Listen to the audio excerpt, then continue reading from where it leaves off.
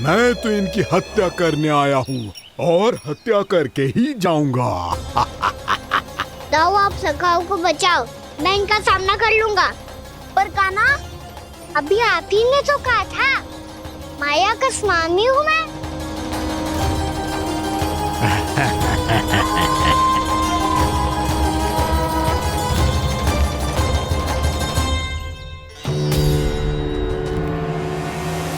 ये तो मथुरा का व्यापारी है। इसको अर्थ वो जो था वो सच में छलिया हो तो कहीं वो नंदमोहन तो ना पहुंच गो। हमें शीघ्र ही गांव जाना पड़ेगा और सबको सावधान करना पड़ेगा। चल।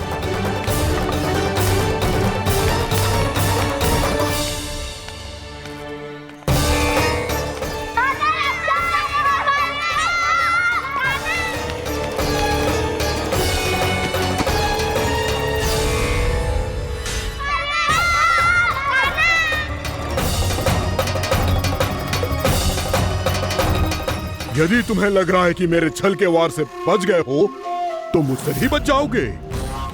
ये तुम्हारी सबसे बड़ी भूल है कृष्ण। मेरे पास बहुत सारे मायावी अस्त्र हैं जो क्षण भर में ही तुम्हें विष्णु लोक पहुंचा देंगे। तो फिर प्रतीक्षा क्यों कर रहे हो? बालक, मैं परिहास नहीं कर रहा हूँ।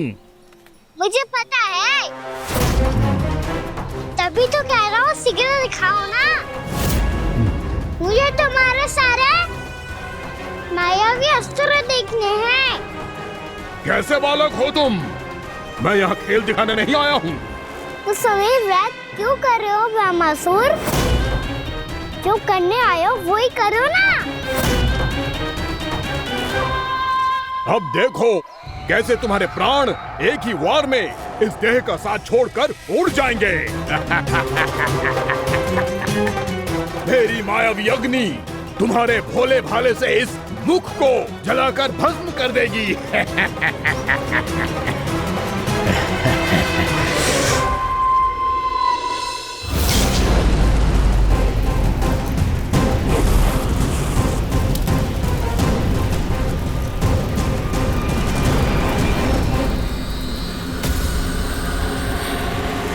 सही कह रही हो ब्रह्मासुर।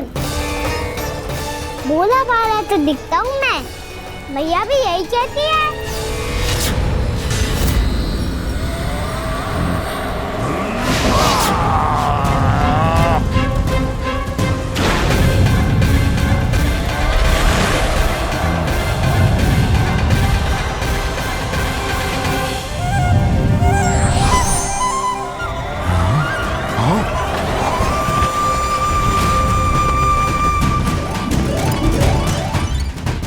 आसन का उपहार देने के लिए बहुत बहुत धन्यवाद ब्रह्मासुर। बहुत समय से खड़े खड़े थक गया था मैं।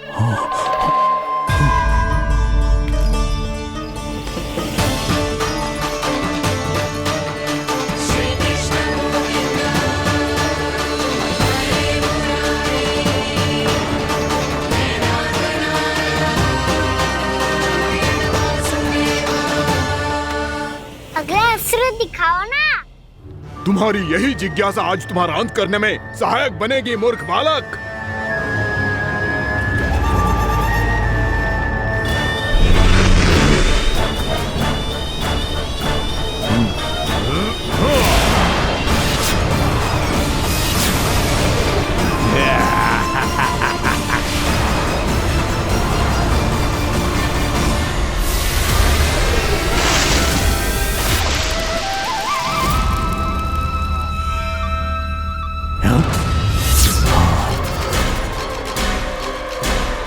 अच्छा, पर प्रक्षालन करना चाहती थे तो पहले क्यों नहीं बताया? मुस्कुराना बंद करो। तुम्हारी ये हंसी मुझे कांटों की तरह चुभ रही है। पर मैया तो कहती है कि मेरी मुस्कुराहट फूलों की तरह है।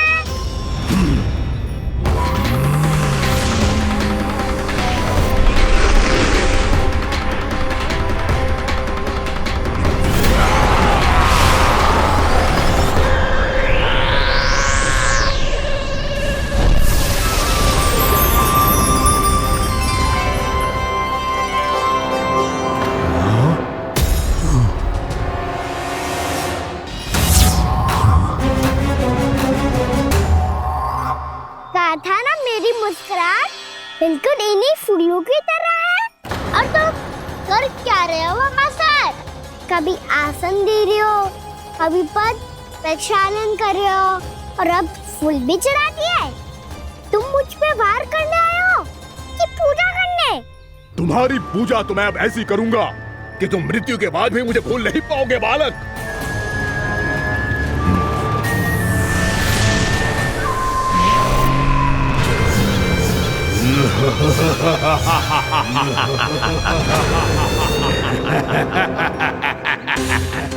कान्हा, ये चट्टान तो मुझसे हिल ही ना रही।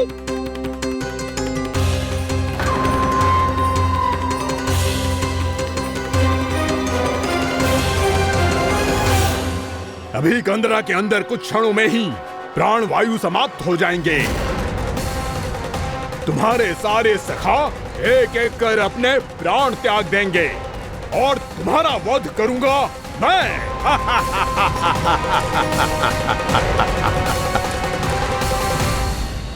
अरे सब जन बच के रहना।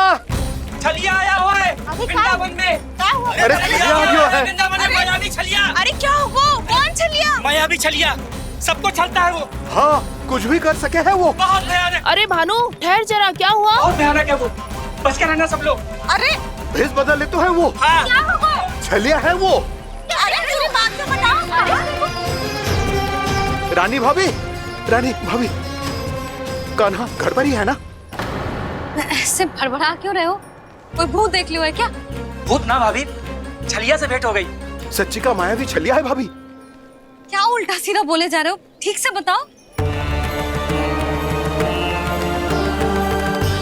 अब बोलो भी।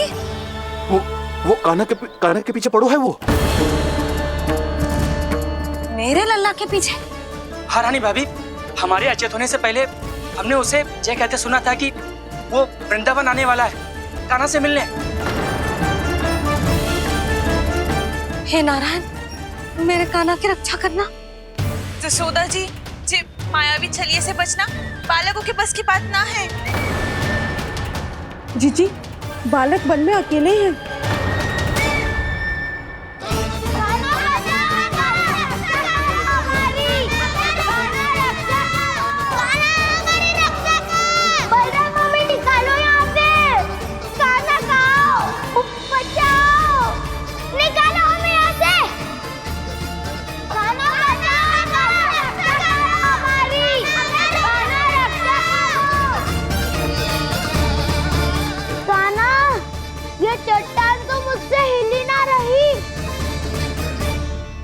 यदि मैं माया का स्वामी हूँ तो आप भी बल के स्वामी हो। ताऊ, अपनी क्षमता, अपना सामर्थ्य स्मरण करो।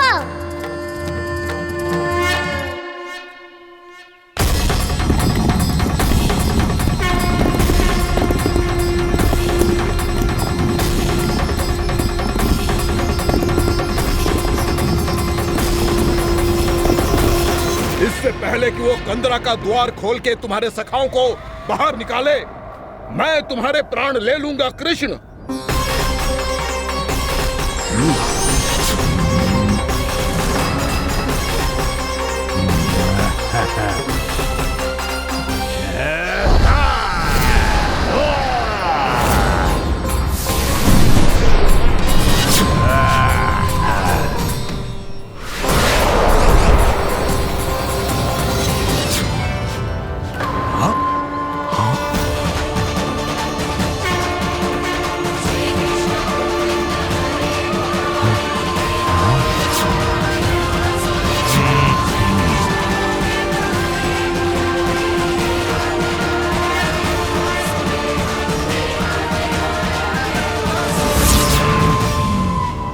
कितनी पूजा करोगे ब्रह्मासुर?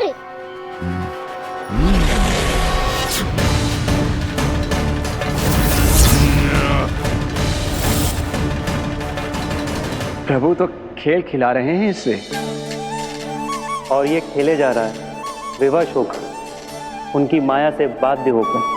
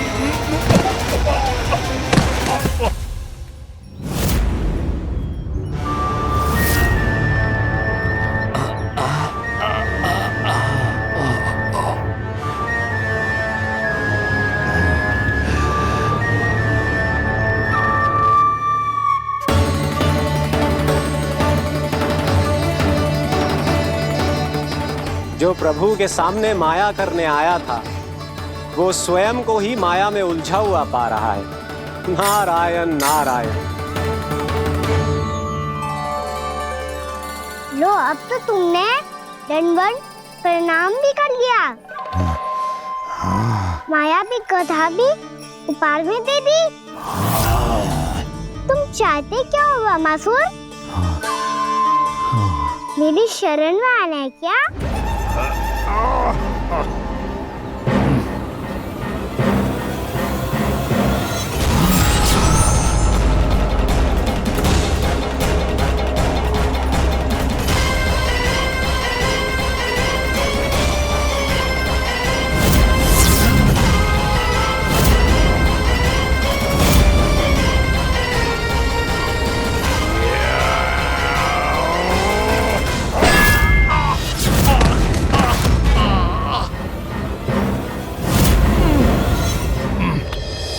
सोच विचार का समय ना है हमारे पास। अपने बालकों की रक्षा के लिए इसी क्षण में निकलना होगा। और वो छलिया किसी का भी रूप धारण कर सकते हैं। सुलक्षणा तेरा, शांति तेरा या मेरा, किसी का भी रूप धारण करके हमें भ्रमित कर सकते हो। इसीलिए हमें सतर्क रहना होगा। समझ आई? चलो।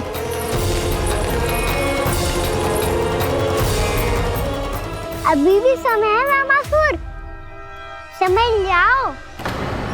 यदि मैया आ गई तो बात गड़बड़ हो जाएगी।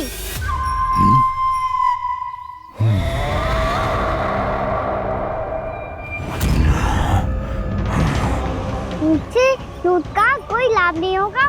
वामासुर, स्मरण करो तुम कौन हो? मायासुर का पुत्र हूँ मैं, अपने स्वामी महाराज कंस का सेवक हूँ, और तुम्हारा हूँ मैं काल।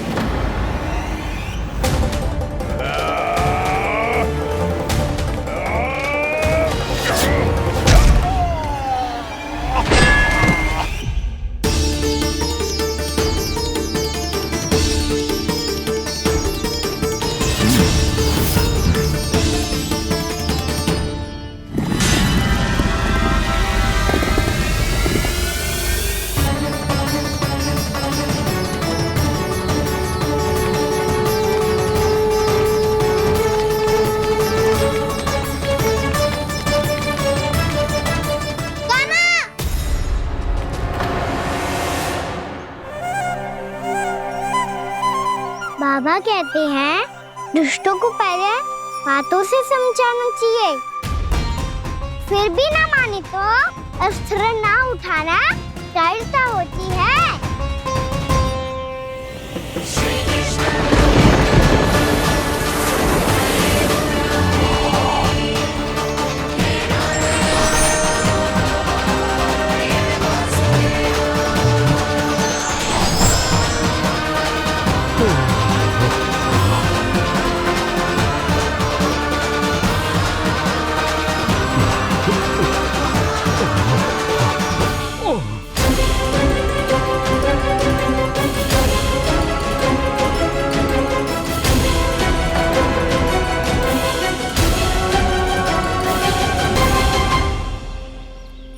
पता था मुझे, अपने बाबा के स्वरूप को हानि नहीं पहुंचाओगे। सही कही तुमने। पिता की छवि ही पिता के समान भी अनन्य होती है। वामासुर, वामासुर। ये मैं अपने वास्तविक रूप में कैसे आ गया?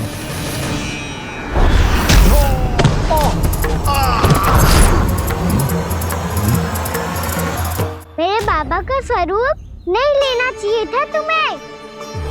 मैया ने सिखाया है भूल को क्षमा किया जा सकता है, पर जानबूझ के किए गए अपराध के लिए दंड ही एकमात्र विकल्प होता है। ये बार बार अपनी मैया का नाम ले रहा है। यदि मैं वो स्वरूप लूं तो अपनी मैया पर वार नहीं कर पाएगा ये।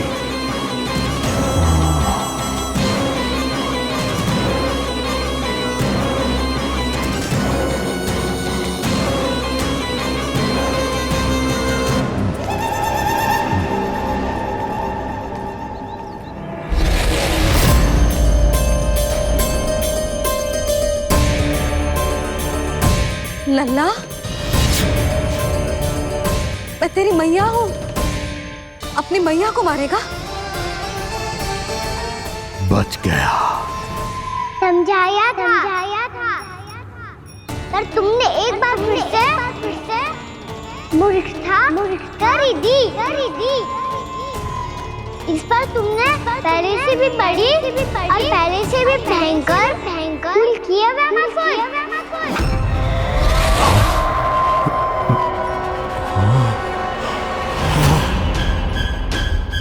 ये क्या हो रहा है मुझे?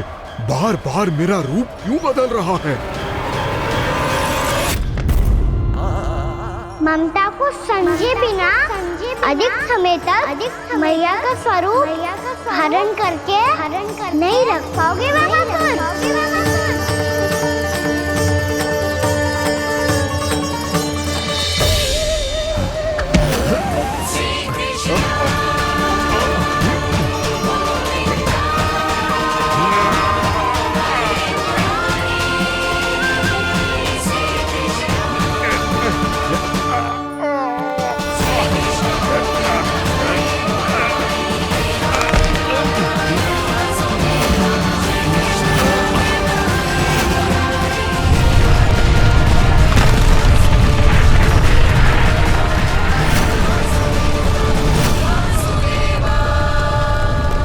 प्रभु के क्रोध से धरती भी कांपने लगी है।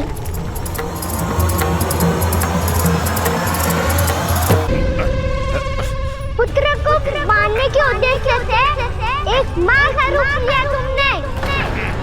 ये ममता का और मेरी मैया का घोर अपमान है वैमासुर।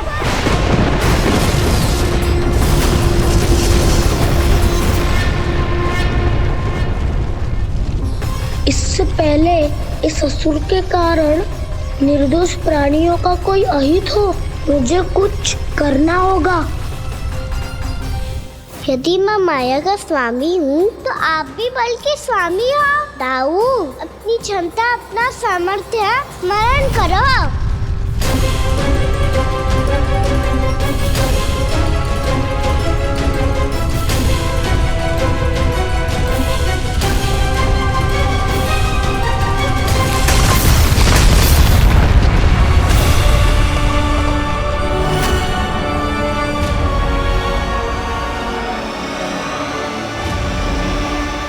अद्भुत बलदाऊ, अद्भुत। अपने बल का उचित प्रयोग करके आपने प्राणियों को हानि होने से बचा लिया और ये भी सिद्ध कर दिया कि इस युग में आपसे अधिक बलवान और कोई नहीं होगा। आज से आप बलदेव के नाम से भी जाने जाएंगे। आज से आप बलदेव के नाम से भी जाने जाएंगे। आपके चरणों का ये चिन्ह युगों युगों तक आपके बल की कथा कहता रहेगा। बलराम का चरण चिन्ह।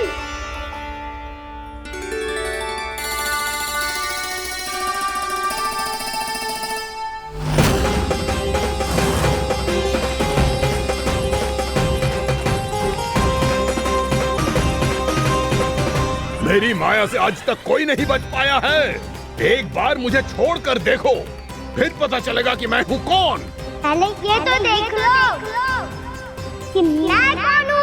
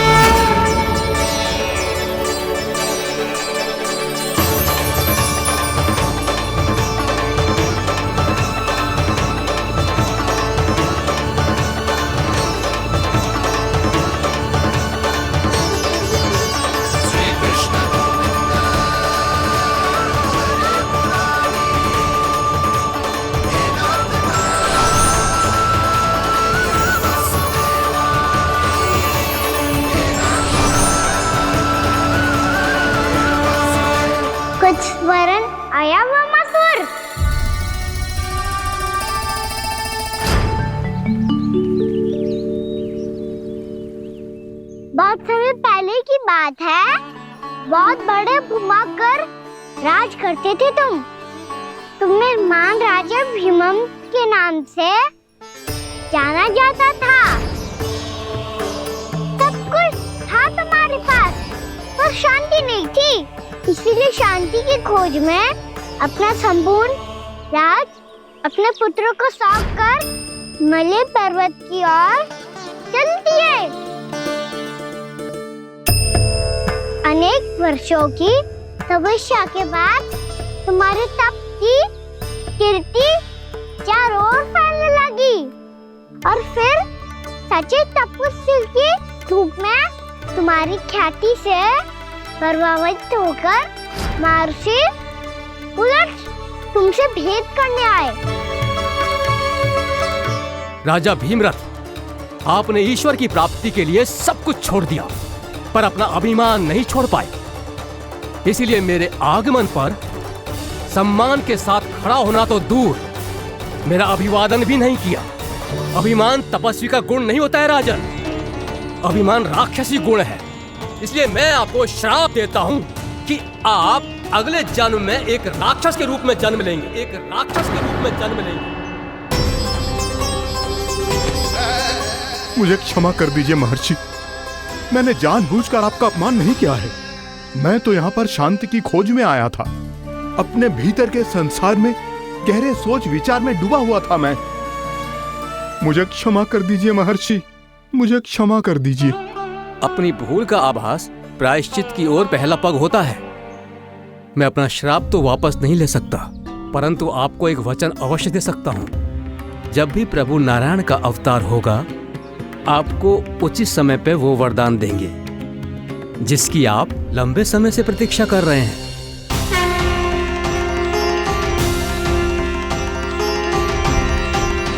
प्रभु, आपने मेरी आंखें खोल दी। अब मुझे पता चल गया है कि आप कौन हैं और मैं कौन हूँ। इसलिए आप मुझ पर कृपा करके अपने चरणों में स्थान दे दीजिए। मुझे वो शांति प्रदान कीजिए जिसकी खोज में मैं वर्षों से भटक रहा हूँ। शांति तो मोक्ष में ही है, इसीलिए मैं तुम्हें मोक्ष का वरदान देता हूँ।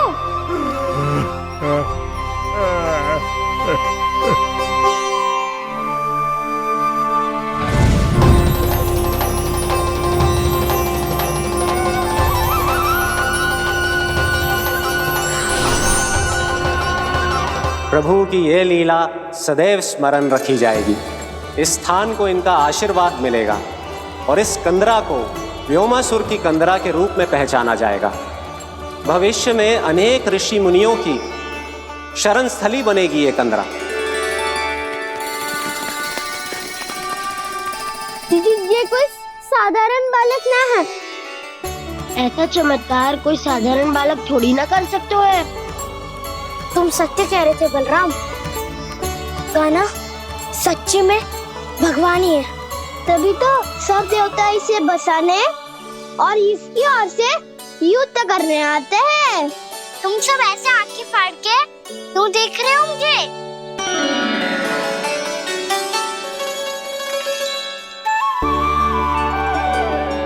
बलराम, तुम बलवान हो और कान्हा भगवान है। दूर दूर तक कोई दिखाई न दे रहा है। ना जाने किस हाल में होंगे बालक। कहीं हम ही तो मार्ग ना भटक गए शीघ्रता के चक्कर में। अब तो एक पग भी ना चलो जा रहे हो। जल, किसी के पास जल है क्या? कंठ तो मेरा भी सूख रहा है मौसी। भाभी, निकट ही जमुना जी है, कहूँ तो वहाँ से जल ले आओ। मैं भी जा रही हूँ भाभी, एक से भले दो। हाँ चल, शीघ्रता से आओ। हाँ।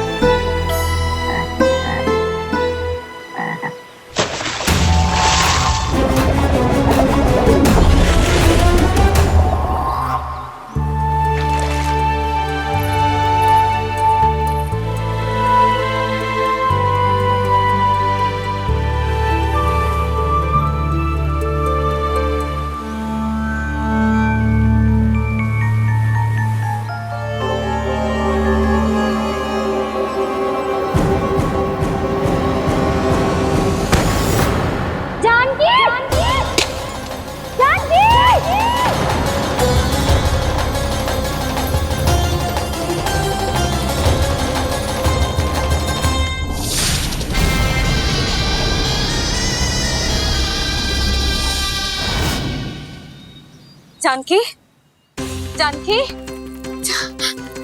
क्या होगा इसे?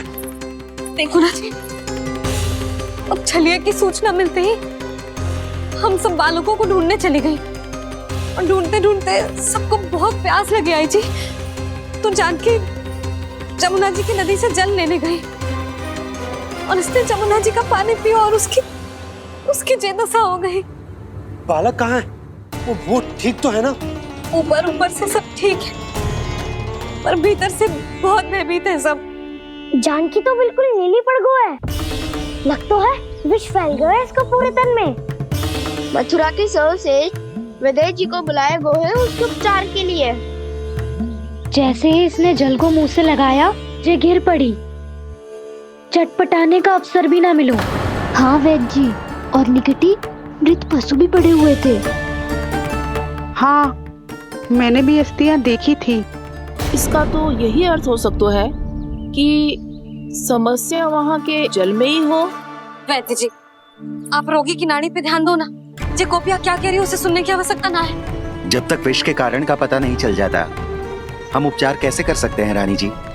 जी, वो निकट ही यमुना जी में एक विशेष क्षेत्र है। ये सब उसी के जल की बात कर रही हैं। तब तो ऐसा भी हो सकता है कि किसी विषैले सर्प के काटने का प्रभाव हो। पर सर्प के काटने का चिन्ह ना है उसके तन पे। सर्प जब काटता है तब उसके दांत के चिन्ह बन जाते हैं। मुझे पता है, बड़े बड़े सर्प को काटते हुए देखो है मैंने। एक दिन अब बस कर उज्जवल, ये बड़ी बड़ी हाँकने का समय ना है।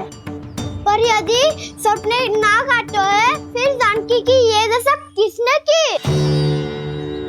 अवश्य किसी राक्षस ने की होगी। नाना, कोई विषैला पशु भी तो हो सकता है। यह अवश्य किसी महाविषैले सर्प के विष से हुआ है। सर्प ने भले ना काटा हो, लेकिन यह अवश्य ही किसी महाविषैले सर्प के विष के कारण हुआ है। कालिया नाग। कालिया नाग?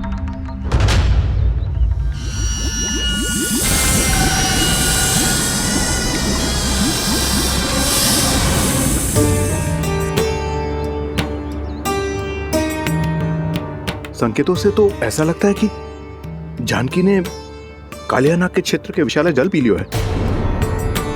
कालिया नाग एक लोक श्रुति है, कल्पना में गढ़ी हुई एक कथा, और कछु न है। हमें जाके पता लगाना पड़ेगा। पर हमें वहां जाने से मना किया है ना बड़ों ने। उज्जवल सही कह रहे हो है, इस समय जानकी के स्वास्थ्य से अधिक महत्वपूर्ण और कछु ना है। जानकी हमारे लिए ही जलाने गई थी जी, ना मैं उसे जाने देती ना जैसा वो। तो वैद्य जी, आप शीघ्र कछु करो, कैसे भी कछु भी करो, पर इसके प्राण बचा लो। यशोदा, धैर्य रखो, श्री नारायण पर विश्वास रखो, वो सब ठीक कर देंगे।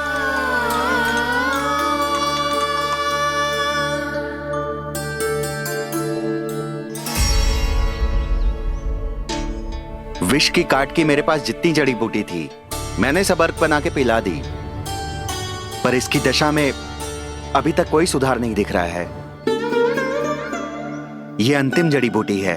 अगर इससे भी चमत्कार नहीं हुआ तो फिर जो नारायण की इच्छा।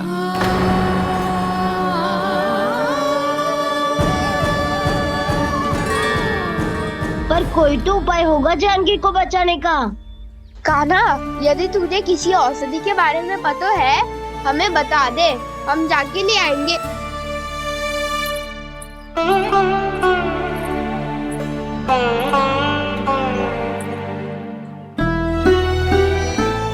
हे नारायण, हे प्रभु, मेरी जानकी के प्राण बचा ले प्रभु।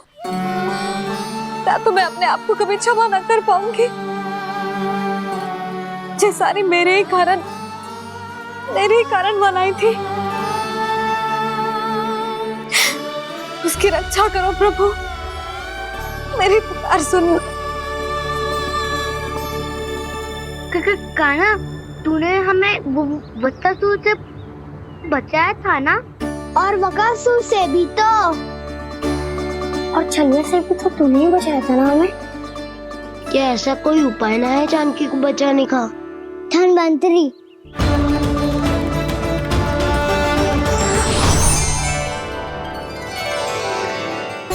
मैं आ गया हूँ प्रभु, चिंता मत कीजिए, आपके आदेश का पालन अवश्य होगा। यशोदा मैया,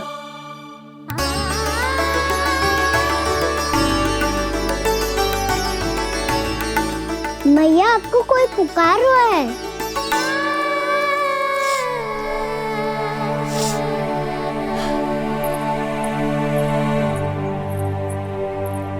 चिंता मत करो मैया, अब धन्वंतरी जी आ गए हैं, वो सब संभाल लेंगे।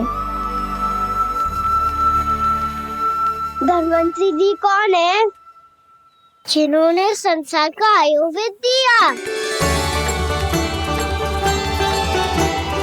आरोग्य के देवता, वे श्री नारायण के अवतार।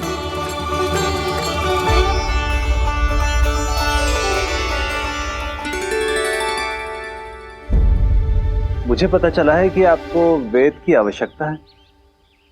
हाँ हाँ, भीतर आइए।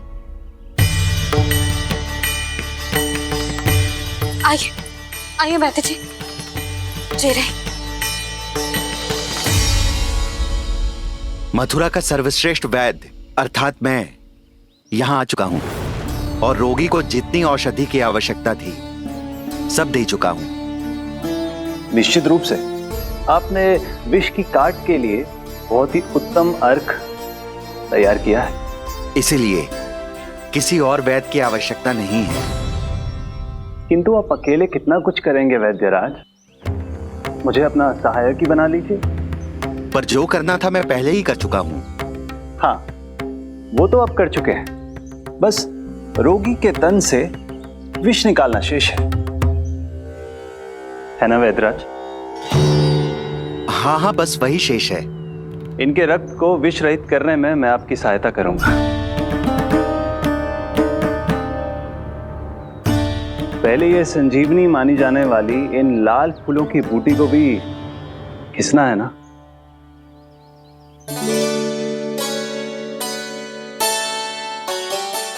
हाँ हाँ, तुम सही कह रहे हो, इसे अच्छे से घिसो।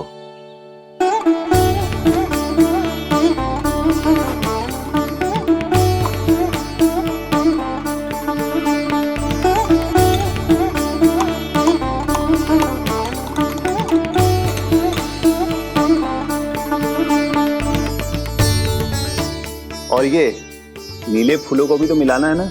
हाँ हाँ, अच्छे सहायक बन सकते हो तुम, ऐसे ही श्रम करते रहो।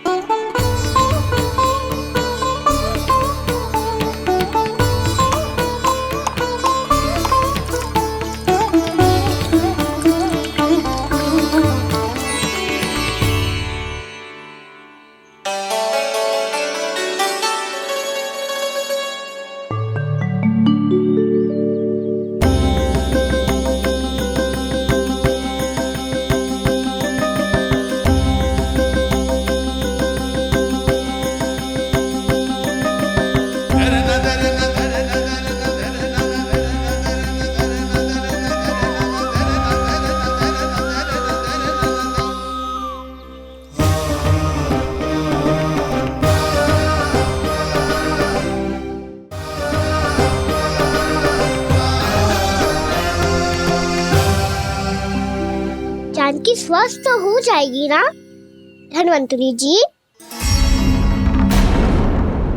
धन्वंतरी? प्रभु, अब मैं क्या करूं? आपने तो स्वयं ही मेरी पहचान उजागर कर दी।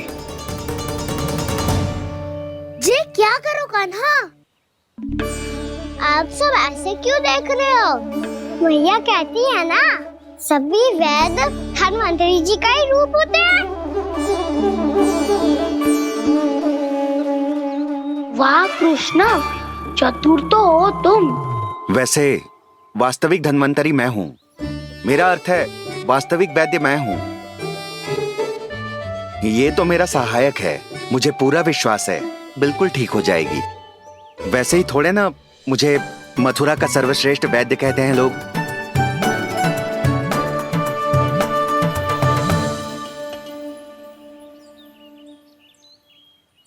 जसोदा भाभी। जसोदा जी, जानकी को चेतना आ गई। जानकी, जानकी, जानकी, तू ठीक है ना? क्षमा करना भाभी, मैं आपके लिए जल ना ला पाई। बस बहुत भूख लगी है। मैं अभी कछु लाती हूँ। जानकी, माखन खाओगी?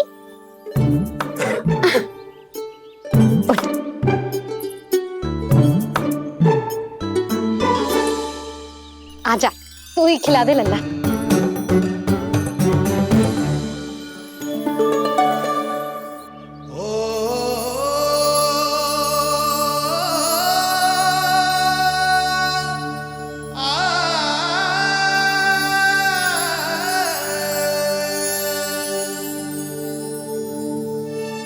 तुम सब मेरे लल्ला को माखन चोर कहती हो ना?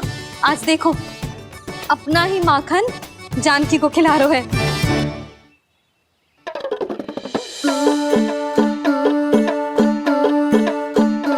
थोड़ा और विश्राम कर लो।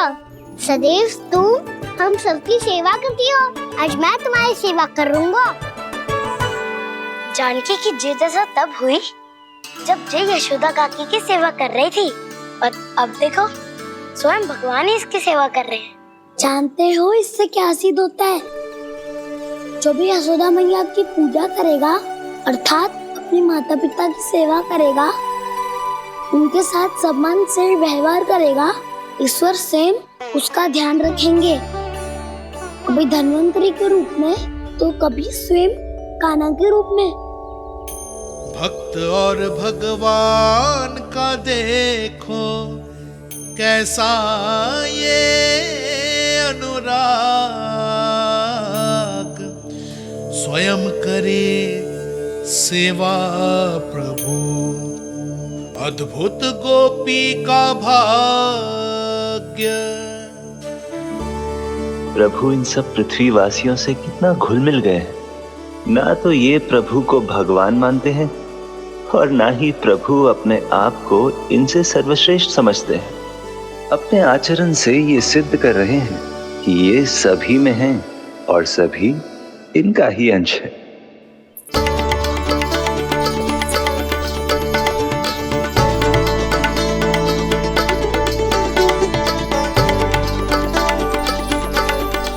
प्रभु, अब मुझे जाने की आज्ञा दीजिए।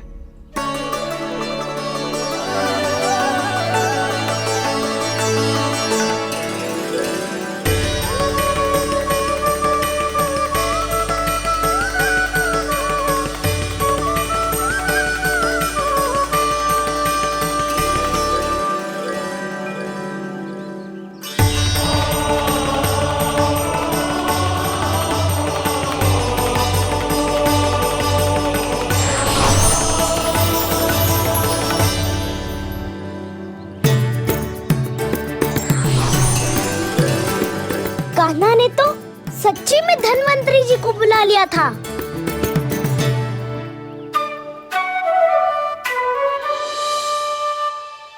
जब से कान्हा का जन्म हुआ है ना, मैं तब से देख रही हूँ, तब से हम पे कोई भी संकट आती है ना, तो अचानक से कोई अपरिचित हमारी सहायता करने आ जाता है, और जाते समय कान्हा की आज्ञा लेके जाते है, और कभी कभी तो इसे प्रभु बोल के जाते है। बाबा संभालो।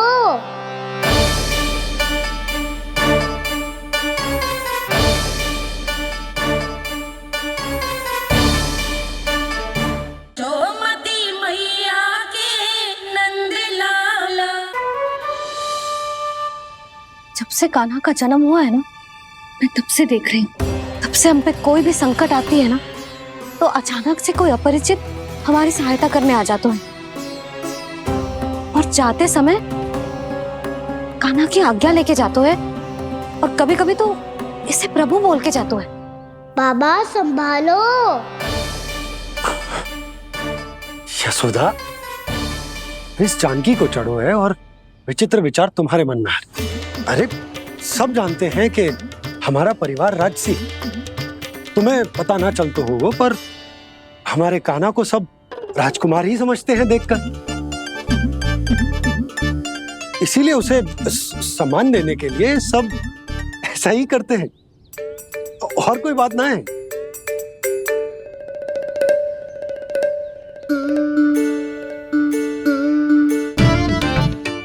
अब जे मेरे लल्ला को ऐसे क्यों घूर रहे हैं? बुरी दृष्टि लगाएंगे क्या? वैद्यराज जी, आपके सहायक तो गए, अब आप यहाँ क्यों? वो क्या है ना, मैं अपने रोगी का निरीक्षण करके पूरी तरह से संतुष्ट होकर ही जाता हूँ।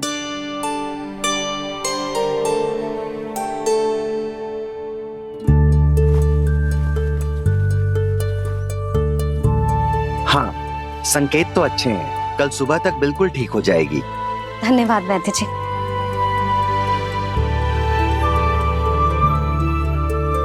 बस तो फिर हम कल पकड़न पकड़ाई खेलेंगे जानकी।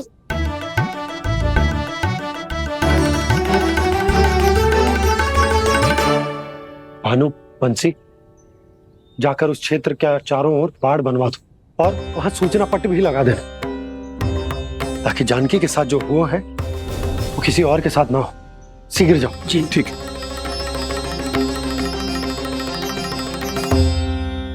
बाड़ और सूचना पट लगवाने से समस्या का समाधान नहीं होगा बाबा। निर्दोष पशु सूचना पट देखकर भी कुछ समझ नहीं पाएंगे।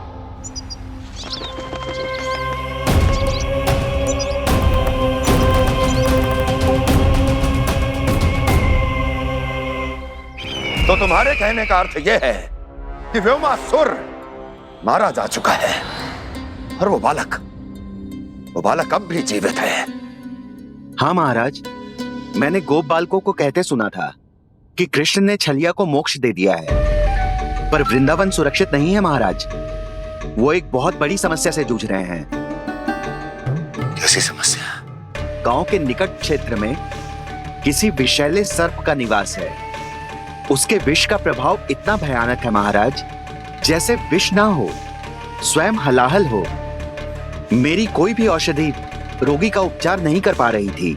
निकट के क्षेत्र में कहाँ है वो सर्प? गोप मानते हैं कि वो सर्प गांव के निकट यमुना नदी के जल में रहता है।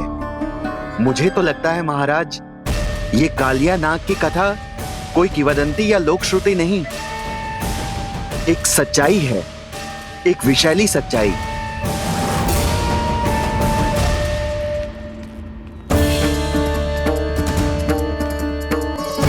कालिया का सामना करने का समय आ गया है, पर उससे पहले मुझे बुलाना होगा उन्हें।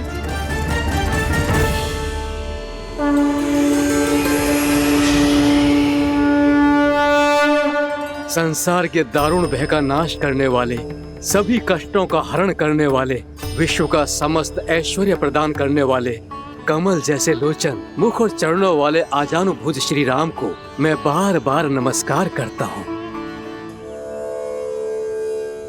आपदामपहर्तारं दातारं सर्व संपदाम लोकाभिरामं श्री रामम भूयो भूयो नमाम्यहम्।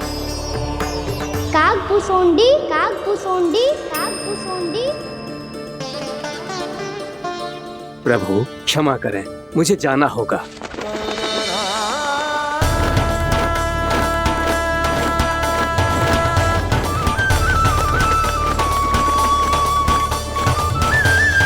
प्रणाम प्रभु। अनेक बार मैं आपके दर्शनों के लिए आया प्रभु। कभी नंद भवन के झरोखों से आपके दर्शन करके चला जाता था, तो कभी दूर किसी वृक्ष की आड़ से आपको निहार लिया करता था। आज आपने स्वयं मुझे बुलाकर धन्य कर दिया प्रभु।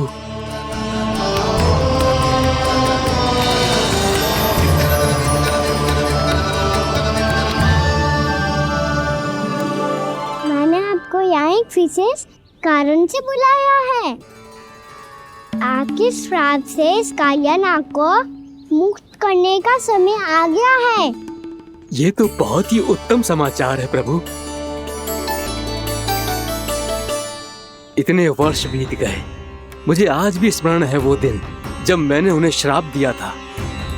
अपने क्रोध पर नियंत्रण खोकर बहुत बड़ी भूल कर दी थी मैंने प्रभु। बीती हुई घटनाओं पर दुखी होके कोई लाभ नहीं है। हमें भविष्य की ओर देखना होगा।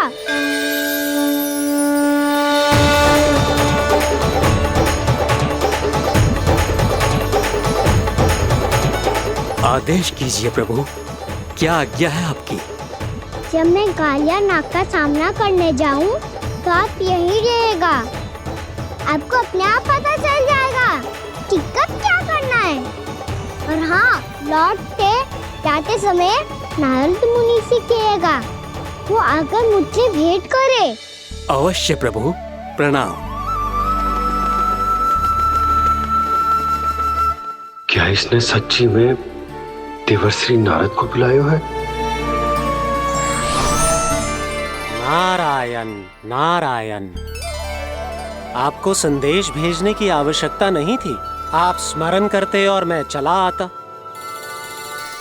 तुम्हारा कल्याण हो नारद।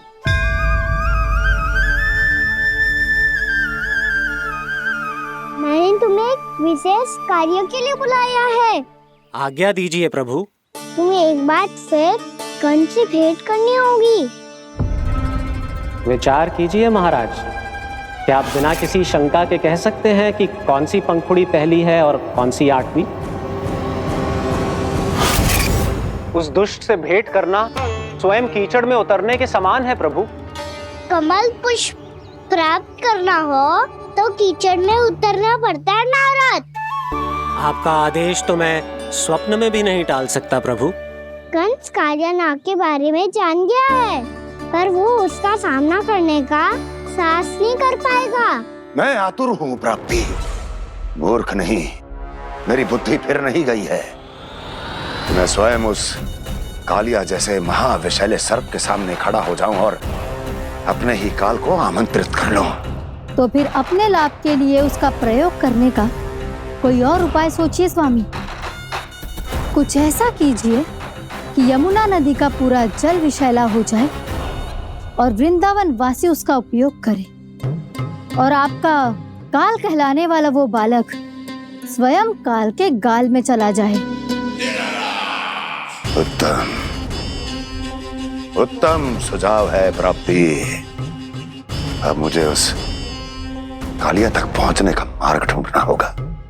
उसको विवश करने का कोई उपाय ढूंढना होगा, क्योंकि व्यक्तिगत रूप से उससे भेंट करना असंभव है। असंभव। आप सही कह रहे हैं प्रभु। कंस में उतना सामर्थ्य नहीं कि वो कालिया नाग का सामना स्वयं कर सके। वैसे तो कालिया गरुड़ देव का भी सम्मान नहीं करता, तो फिर वो कंस का सम्मान क्यों करेगा भला? नहीं करेगा, पर कंस तुम्हारा सम्मान अवश्य करेगा नारद। तुम्हारी बातें भी सुनेगा और मानेगा भी।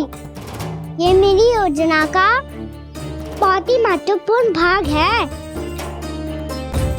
तुम कंस के पास जाओ और कहो कि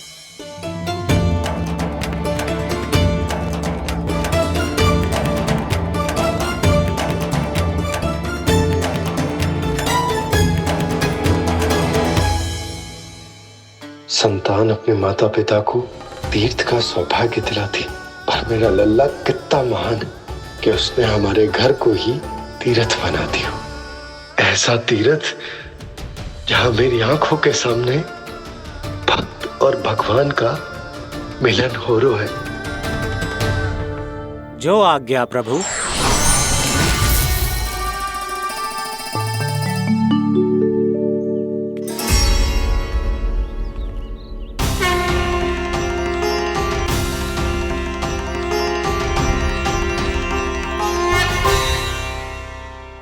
बाबा, कान्हा, ये सब क्या चल रहा है? पहले काक भुसुंडी जी और फिर जे नारद जी। क्या योजना बना रहे हो तुम? कान्हा, बताना लल्ला, क्या सोच रहे तू? कान्हा देख, अगर तुझे अपने बाबा को ना बताना हो ना, तो अपने भक्त को बता दे। क्या सोच रहे हो लल्ला? क्या करने वाले हो आप?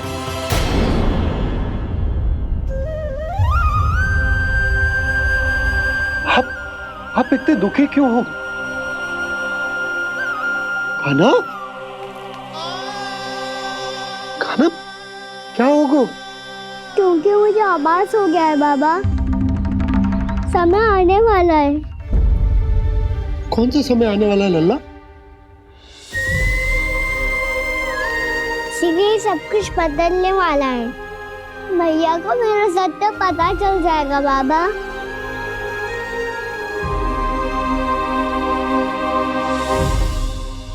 पर लल्ला, इसका काक भुसुंडी और कालिया नाग से क्या संबंध है? ऐसा क्या हुआ था और क्या होने वाला है?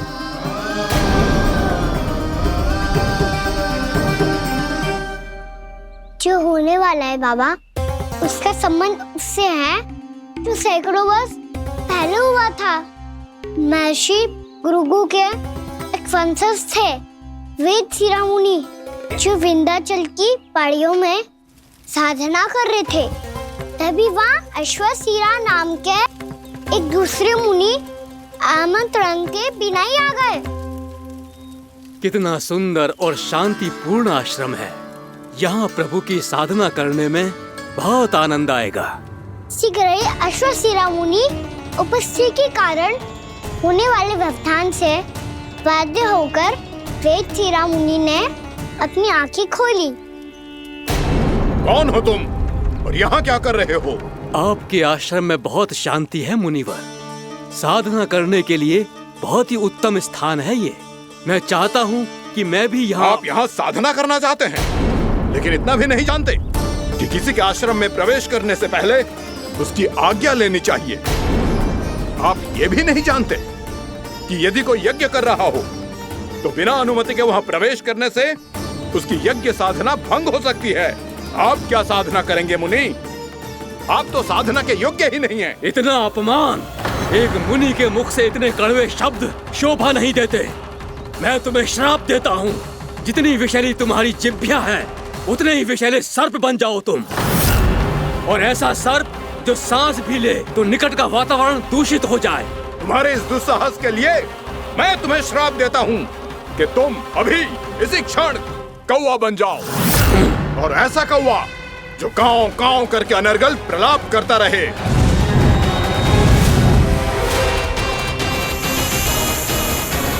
ये मैंने क्या किया? ये मैंने क्या किया? क्रोध के कारण दोनों ने एक दूसरे को श्राप दे दिया। पर दोनों ही मेरे भक्त थे, और भगवान होकर मैं अपने भक्तों को इतनी कठिनाई में कैसे देख सकता था। इसीलिए जिस संकट में उन दोनों ने अपने आप को फंसा लिया था, उसका समाधान करने में मैं उनके पास गया।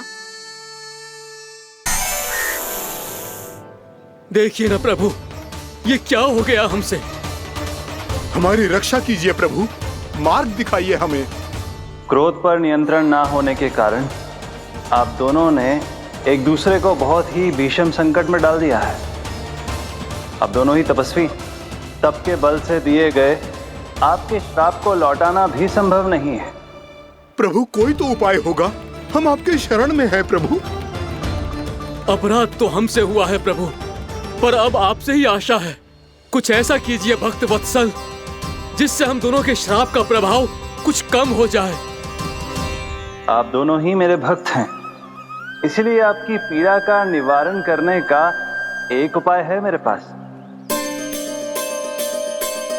वेद शिरोमणि, जब आप कालिया नाग बनेंगे तो आपको मेरे चरणों को अपने शीश पर धारण करने का सौभाग्य मिलेगा। और अश्व शिरोमणि, आप काग योनि होने के बाद भी आप श्रेष्ठतम ज्ञान और सर्वाधिक यौगिक सिद्धियों के स्वामी होंगे और प्रवचन दिया करेंगे। इसके बाद अश्वशिरा मुनि काकभूषुंडी बन गए, जिन्होंने आगे चलकर स्वयं गरुड़ देव को रामायण सुनाई और मुनि वेदशिरा महर्षि कश्यप और देवी कत्रियों के पुत्र कालियानाग बनकर जल में।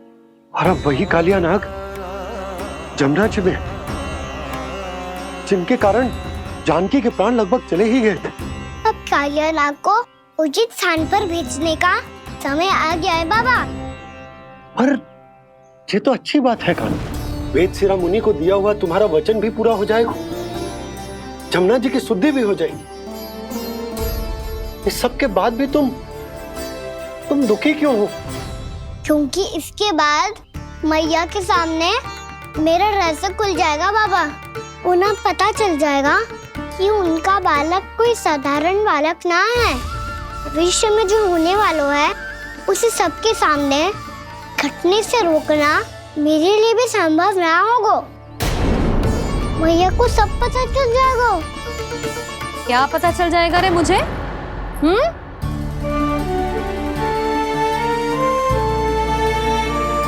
यही कि सबसे अधिक प्रेम मैं आपसे ही करता हूँ।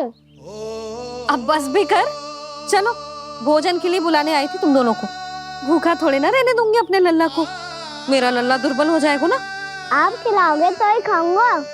हाँ ठीक है, मैं ही खिलाऊंगी। अब चल, आओ जी चल।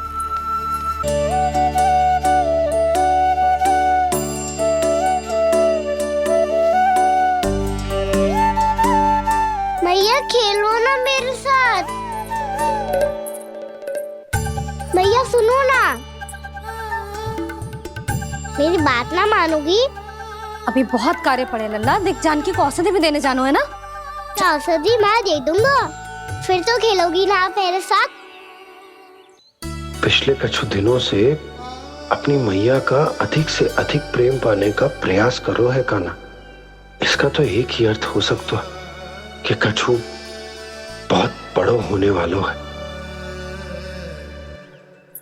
कान्हा रुक जा लल्ला। कान्हा क्यों तंग कर रहा है? मैया को पहन लेना। कान्हा, कान्हा, ये क्या करो तूने?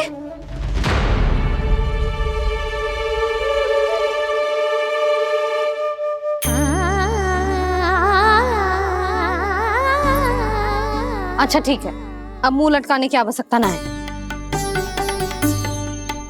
ये ले।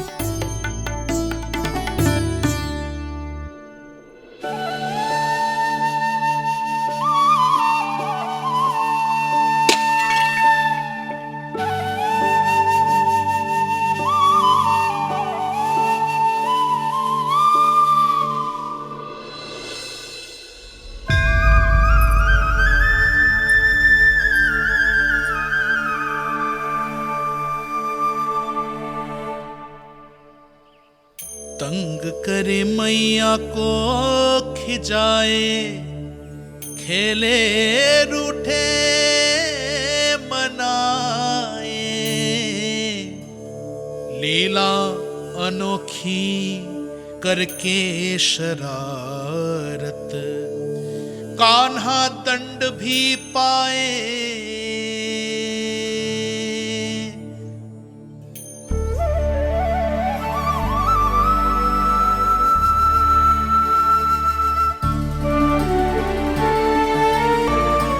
रूठना मनाना, खेलना खिलाना, पहले शरारत करके क्रोध दिलाना और फिर क्षमा मांग लेना, ये सब जानबूझकर कर रहे है कान्हा। जैसे जीवन भर के लिए अपनी मैया की ममता को अपने हृदय में समेट कर रखना चाहते हो। कैसे कैसे करूं उस कालिया से मित्रता, कैसे करूं उसका उपयोग?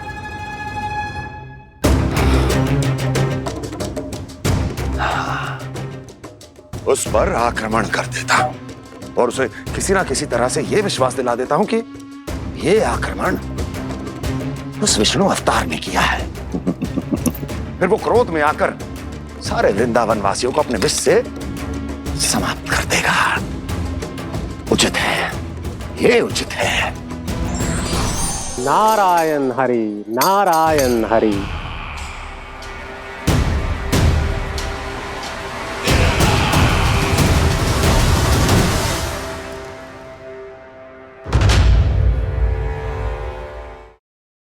यशोमती मैया के नंद लाला।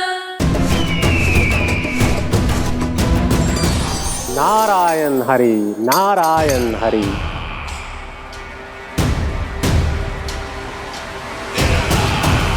प्रणाम देवर्षि। किस योजना में कितना लाभ है और कितनी हानि, यह आंकलन करते करते थक गए होंगे मथुरा नरेश। देवर्षि, आज मेरा ध्यान कैसे आ गया आपको? आप तो सदैव ही मेरे ध्यान में रहते हैं महाराज कंस। सत्य तो यह है कि मथुरा में जो भी हो रहा है मुझसे छिपा हुआ नहीं है। मैं जानता हूं कि आप किसी भी असुर को वृंदावन क्यों ना भेजें, और वो असुर कितना भी शक्तिशाली क्यों ना हो, कृष्ण का सामना नहीं कर पाता। या तो पराजय स्वीकार करके आपके पास लौट आता है, या तो फिर वीर गति को प्राप्त हो जाता है।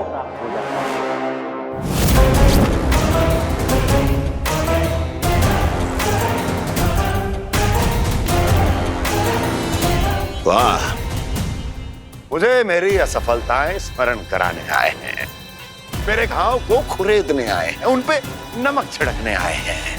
मित्र को शत्रु समझने की भूल मत कीजिए महाराज कंस। मैं तो आपकी सहायता करने आया हूं। हाँ, और मेरी सहायता। कृष्ण विष्णु अवतार है, आप विष्णु के भक्त हैं। मैं हूं विष्णु द्रोही, फिर भी तो आपके आराध्य को हानि पहुंचाना चाहता है, उसकी सहायता करना चाहते हैं आप। क्या आप निश्चित रूप से कह सकते हैं कि आप ब्रह्मांड के सभी नियमों को अच्छी तरह समझते हैं? अवश्य।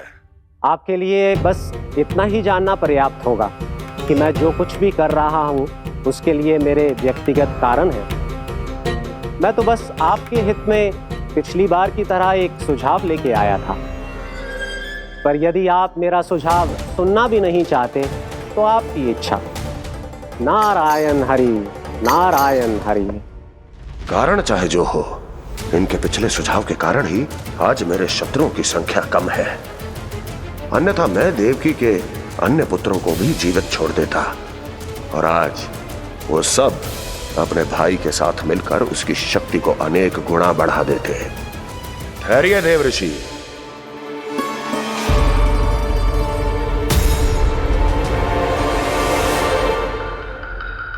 बताइए, क्या सुझाव है आपके पास? मेरे सुझाव का नाम है कालिया नाग।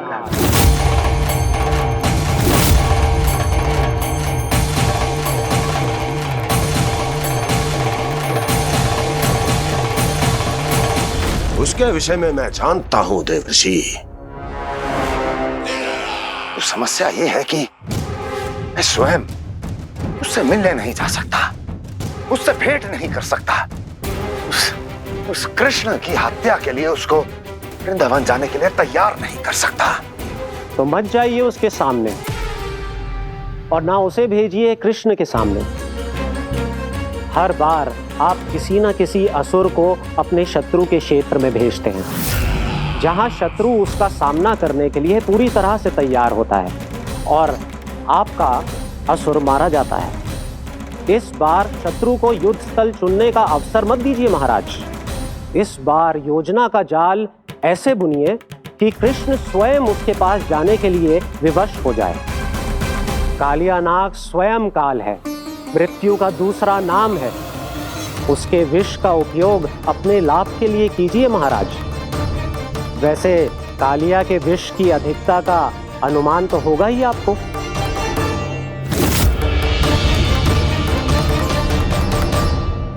एक बार जो उसके क्षेत्र में पहुंच गया, फिर उसके विष से बचना असंभव है। उचित सुझाव है देवर्षि, उचित सुझाव है। देवर्षि, उस छलिया विष्णु की भक्ति करते करते आप भी उसके रंग ढंग सीख गए हैं। उचित है। उचित है।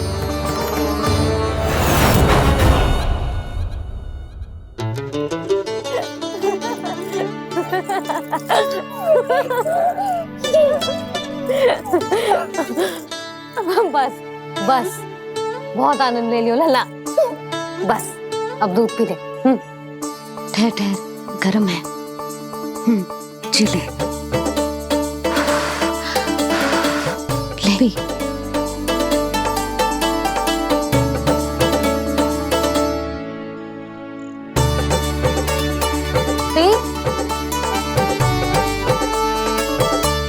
मैं ना होती तो ना जाने क्या हो तो तेरा।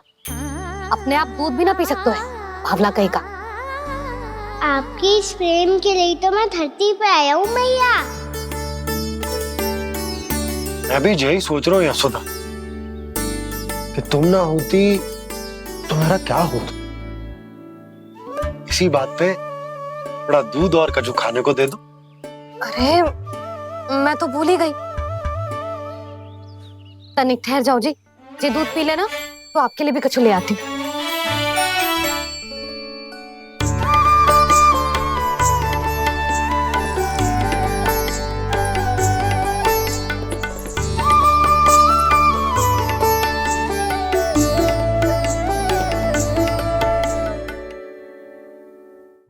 प्रणाम महाराज। आपकी आज्ञा के अनुसार बिल्कुल वैसा ही पत्र तैयार किया है जैसा आप चाहते थे।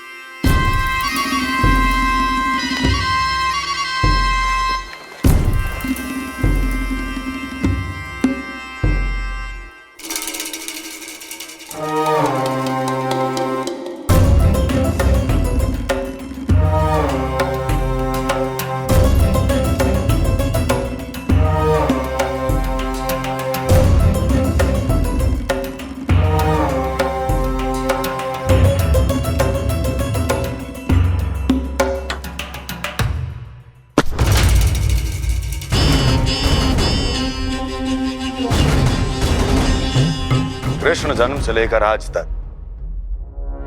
ये मेरी सबसे महत्वपूर्ण योजना है। इसका सफल होना निश्चित है दूत, किंतु केवल वही करना जैसा मैंने कहा है। जाओ।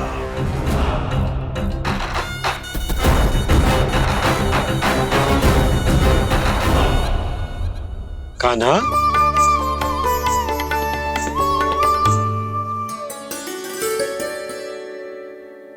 क्या होगा? बाबा मैं चाहता हूँ कि मैया की स्वमता क्रिस्टल फ्रेम की वर्षा मुझ पे सरते ऐसे होते रहे। वो तो होती रहेगी लल्ला। अपने लल्ला के लिए किसी मैया का प्रेम कभी कम हो सकता है भला? नंदराज, वो मथुरा से एक दूत आयो है महाराज कंस का राजपत्र लेके।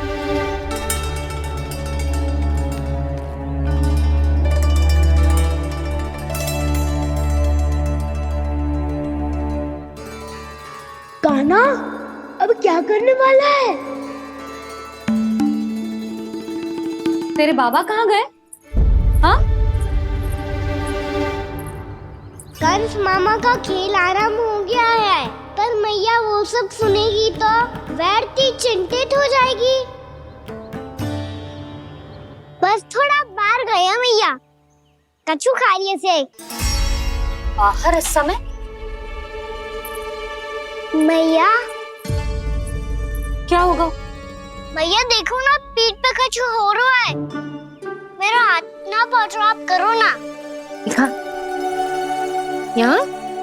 क्षमा करना मैया, पर अभी बाबा को ही संभालने दो ये सब। कहिए, क्या संदेश लाए हैं आप? नहीं नंदराज, नहीं। महाराज कंस का आदेश है कि ये संदेश सभी गांव वालों के साथ ही पढ़ा जाए। ठीक है, मैं गांव वालों के सामने पढ़ दूंगा, पर मुझे तो दीजिए पढ़ने के लिए। महाराज की आज्ञा का पालन करना आपके लिए भी आवश्यक है नंदराज। सभी गांव वासियों की सभा बुलाइए। बंसी, सभी गांव वालों की सभा बुलाओ। राजपत्र में ऐसा क्या संदेश भेजो है कंस ने? अब मेरे पत्र को पढ़कर सब भौचक के रह जाएंगे। और वो कृष्ण, उस कृष्ण के पांव के नीचे से तो भूमि खिसक जाएगी, आकाश फट पड़ेगा, बिजलियां गिर जाएंगी। प्राप्ति, ओ प्राप्ति, कंस का पत्र स्वयं को बहुत अधिक शक्तिशाली समझता है ना वो। अब देखता हूं कैसे वो इस महासंकट का सामना करता है। वो कृष्ण, वो अपनी मृत्यु स्वयं चुनेगा या मृत्यु की वेदी पर चढ़ा देगा प्रिय वृंदावन वासियों को।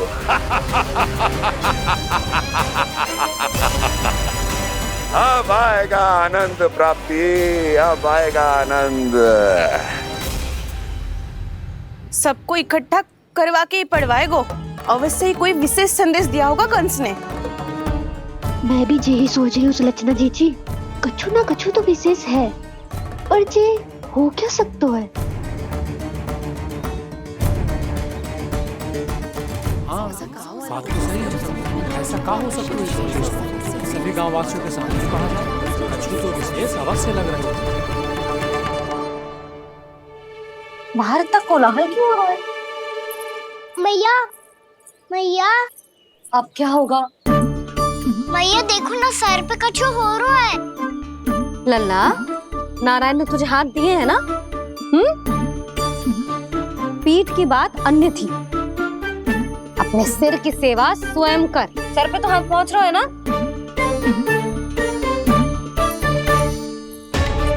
मैया सुनो ना, मैया देखो ना, तीव्र कर कछु हो रहा है। मैया देखो ना, तीव्र कछु हो रहा है।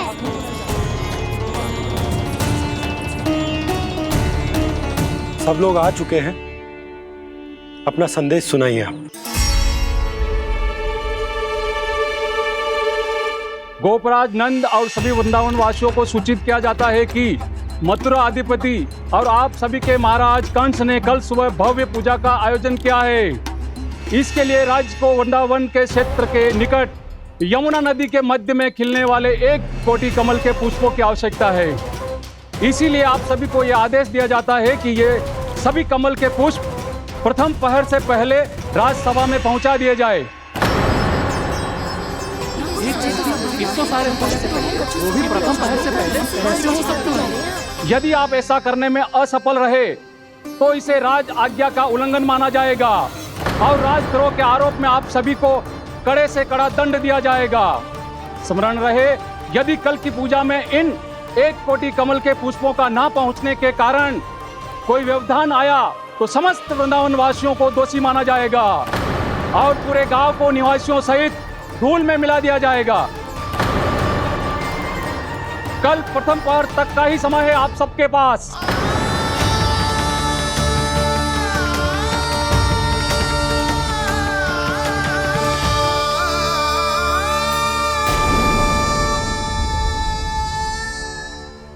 कमल पुष्प, वो भी कल प्रथम प्रहर में? ऐसे कैसे संभव है? और कोई साधारण पुष्प ना, यमुना नदी के मध्य खिलने वाले विशेष कमल के फूल चाहिए उन्हें। लेकिन यमुना नदी में तो कालिया नाग ने विष घोल के रखा है, तो फिर कैसे हो पाएगा?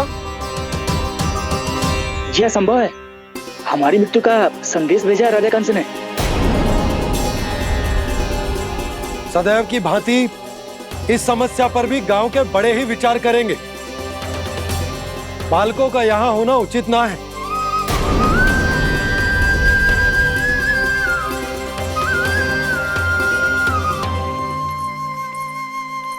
लल्ला, ले जगेंद्र, ले जा अपने सखाओं के साथ खेल। सुबह उज्जवल, मधुमंगल वसंता, देखो मैया ने क्या दिया है। चलो खेलें, बहुत आनंद आएगा आज।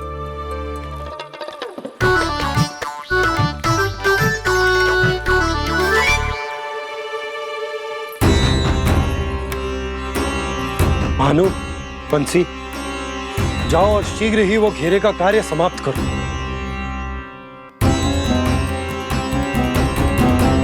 पर कछु ना कछु तो करना पड़ेगा ना। पर हम कर ही क्या सकते हैं? पुष्प लाने को और कोई उपाय है भी तो ना। मैं चला जाऊंगा जमुना जी में।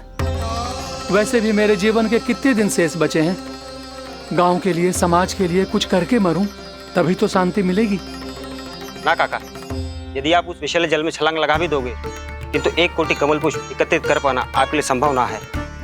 इससे अच्छा है कि मैं चला जाऊं। यदि मैं मर भी गया तो मेरे पीछे रोने वाला कोई ना है। किसी को कहीं जाने की आवश्यकता ना है। गोप नरेश होने के नाते ये मेरा कर्तव्य है कि मैं आप सबकी रक्षा करूं। नंदराज, आपको जाना है तो जाओ। हरिया, काका, भैया सब चले जाओ। लेकिन आपको पता है वहाँ का जल कितना विषैला है। आप लोग एक क्षण भी जीवित नहीं रह पाओगे। फिर कैसे इकट्ठा करेंगे 1 कोटि कमल पुष्प? आप बात तो सही कह रही हैं शांति। उस दुष्ट कंस ने ऐसी मांग रख के हम सबको फंसा दिया। हम में से कोई भी क्यों ना चला जाए और इस संकट का समाधान ना निकले को। कान्हा, बताना कौन सा खेल खेलें? गेंद पकड़ खेलते हैं। पर एक बात सुन लो सब, कोई भी तीव्र गति से ना फेंकेगा गेंद को। भैया ने फ्रेम बनाई है मेरे लिए। सब तैयार हो?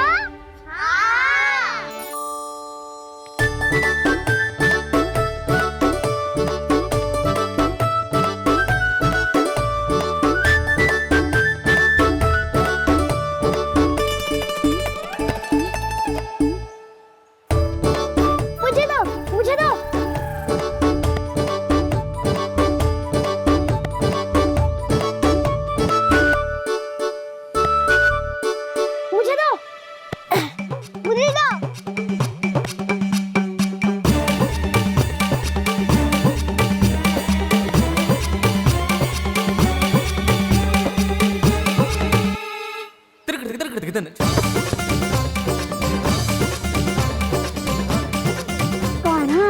इतनी धीरे से फेंकेगो तो कैसे आनंद आएगो? थोड़ा बल लगा के फेंक। हाँ कान्हा, हम अभी बड़े हो गए हैं, तू अब भी छोटे बालकों की तरह फेंक रहा है।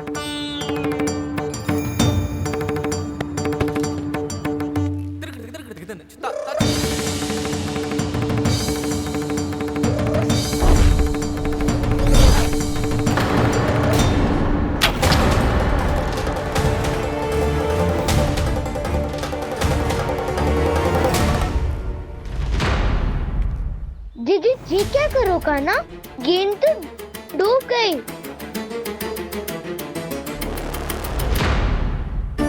अच्छा, तो ये सब इसकी योजना का भाग था ताकि ये कालिया का सामना कर पाए। तुम सबने तो कही थी तीव्र गति से फेंको। देखो फिकवा दी ना मेरी गेम। मुझसे नदी में। अब मुझे जाके लानी पड़ेगी।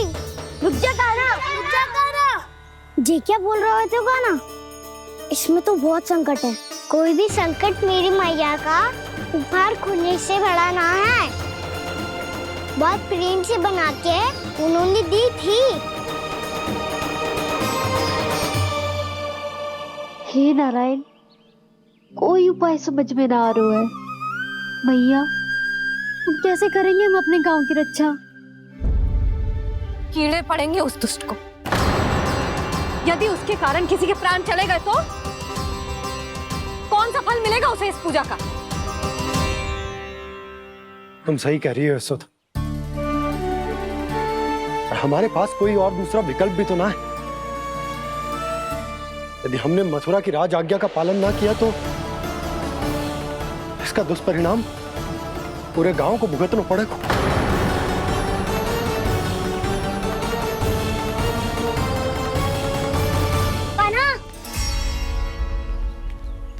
तुम्हें पता है कि तू भगवान है, दिव्य है, बहुत शक्ति है तुझमें। पर फिर भी हम तुझे विषैले जल में ना जाने दे सकते। कुछ होगा तो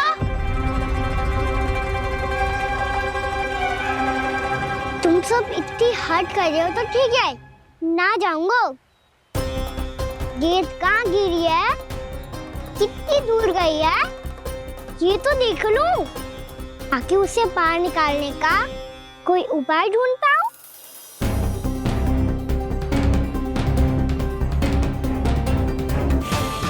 हाँ।